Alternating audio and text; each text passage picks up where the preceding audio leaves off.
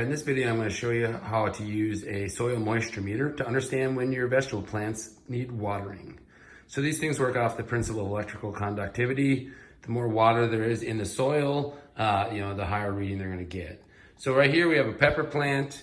This one was outside and it got a lot of natural rain the last few days. And what you can see is that the leaves are curving upwards. That's usually an indication of too much water. When pepper plants don't have enough water, they tend to droop downwards. So we're gonna take our moisture meter. You wanna stick this thing about 2 or 3 inches into the soil, like so. And what you can see is we got a reading of a 5. So it's right in the middle of the moist. So I haven't watered this for a few days. Odds are after that rain, it was sitting more in the 8 to 9 range, which they really don't like, and hence the curving of the leaves. But what I say is, with a pepper plant, I like these things to straddle maybe that 3 to 4.